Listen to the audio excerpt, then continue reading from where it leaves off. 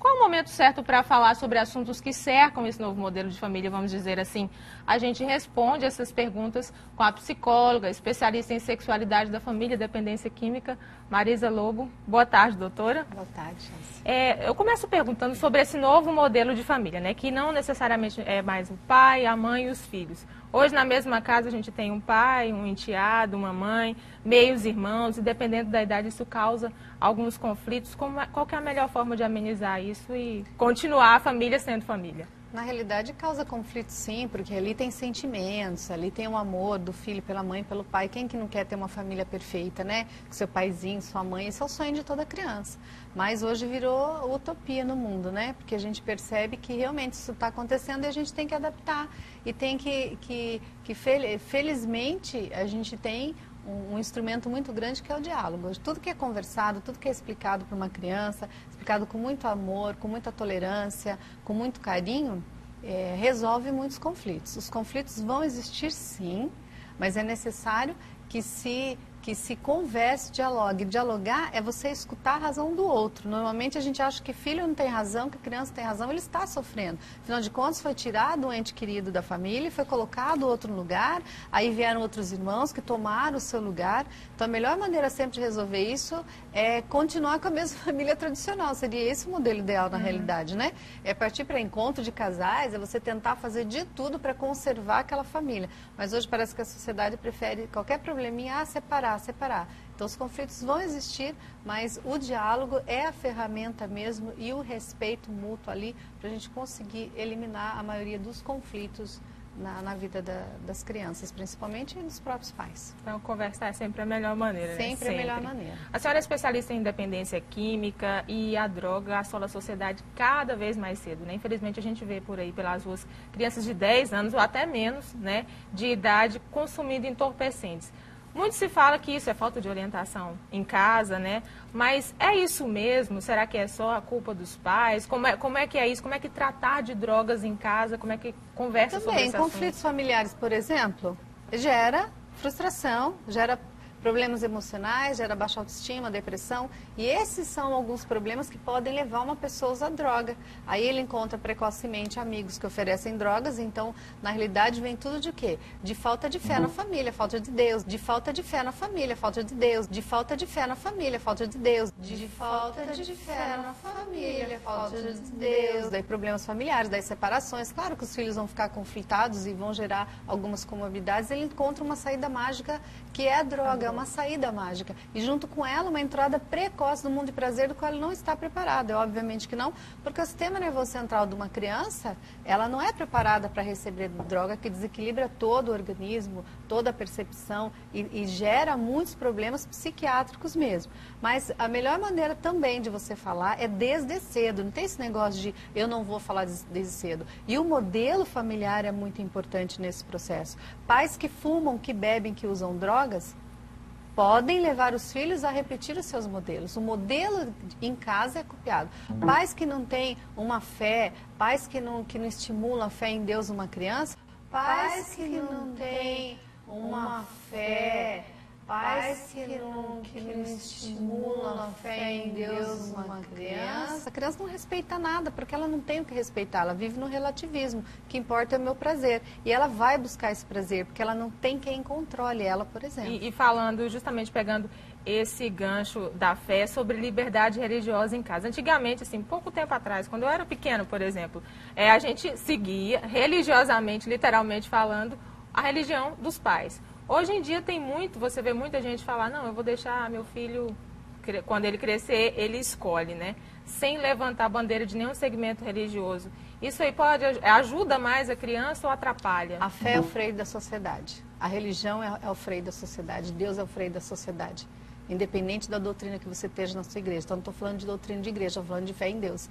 Então, se os pais não estimulam isso desde pequenininho nas crianças, Eles não estão ensinando a criança as regras e valores que são aprendidos com a fé. Então, eu creio, na minha opinião, como profissional,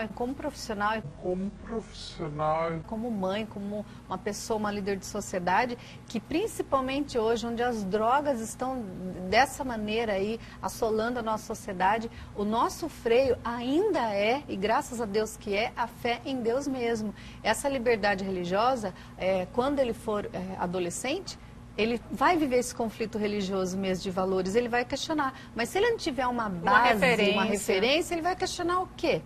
Os pais têm a obrigação de gerar boas escolhas nos filhos e gerar essa questão da fé, de ensinar que existe Deus, ensinar que existe fé, um poder superior a elas, capaz de devolver a sanidade, de ensinar, de instruir. Nós não conseguimos dar valores sem essa referência.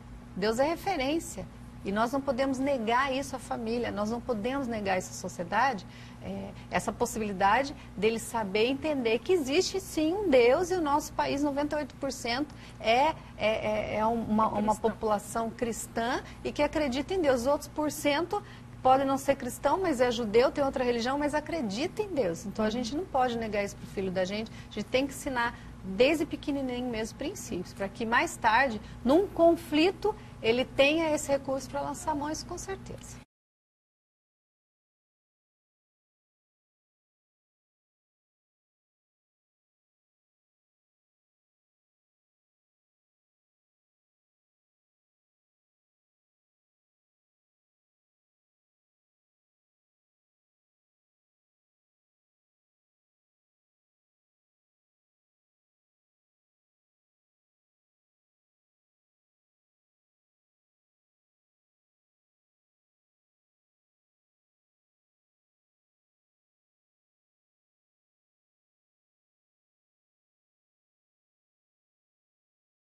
E para a gente encerrar, outra discussão nas famílias é com relação à sexualidade. Isso é um assunto que pega mesmo os pais. Não se sabe como falar, qual a maneira de ensinar, que horas falar. E um fato novo e que é recorrente, meninos e meninas de 12, 13 anos por aí já enfrentam relacionamentos sérios, levam em casa e tudo. E tem muito pai por aí que não sabe como agir. Às vezes acha que é melhor aceitar, né, para ficar ali sobre a vista. Como é que tratar com essas questões? 12, 13 anos é criança. Pela lei é criança. E o sistema nervoso central, a gente sempre volta a ele, não está preparado. Significa que biologicamente a criança não está preparada e a criança está tendo relação sexual com 11 anos. Então, minha filha não namorou com 12 anos, porque é minha filha e eu não vou não permitir isso, porque é muito criança. Agora, claro que as crianças se apaixonam, aquele namorico. Então, se você conversar bastante, se você sempre a questão do diálogo junto, se você esclarecer, se você tomar cuidado, monitorar e deixar uma coisa bem infantil, a nível assim de infantil, porque eles são crianças, não estimular precocemente, não vejo problema nenhum. Agora, o problema que está acontecendo é essa estimulação, até pela mídia mesmo, pela sociedade, e que a criança já se acha no direito de querer namorar e até ter relações sexuais com 12 anos. 12 anos, minha filha era neném, brincava de bonequinha. Imagino que eu vou deixar um marmanjo namorar minha filha com 12 anos. Então, na realidade, tudo isso é um modelo familiar, tudo isso tem a ver com valores e com princípios. A tua filha engravidar com 12 anos porque você foi relapso e deixou tua filha namorar com 12 anos. Então, não é questão de proibir ou não, é de conversar e explicar que ela ainda é muito criança, muito nova, para assumir um tipo de relacionamento desse. Bom, então... Tem que estudar, tem que ser feliz, tem que brincar de boneca, tem que resgatar esses valores tem que antigos, viver cada momento, tem que viver cada momento. Isso é pular etapas, e pular etapas vai gerar conflitos e vai gerar problema nessa criança, com certeza. Ok, então, a gente viu aí, conversar em todas as situações é sempre o melhor remédio. Todas as situações e com valores, com princípios bem definidos. Isso não é você ser rígido, isso você é ser fiel. A tua educação mesmo é você criar os teus filhos dentro de um padrão que não vai trazer conflitos mais tarde para eles, sempre com fé em Deus, isso com certeza. Doutora, obrigada pela sua participação aqui. Você participa do evento ainda à tarde, bom evento. Muito obrigada. Muito obrigada.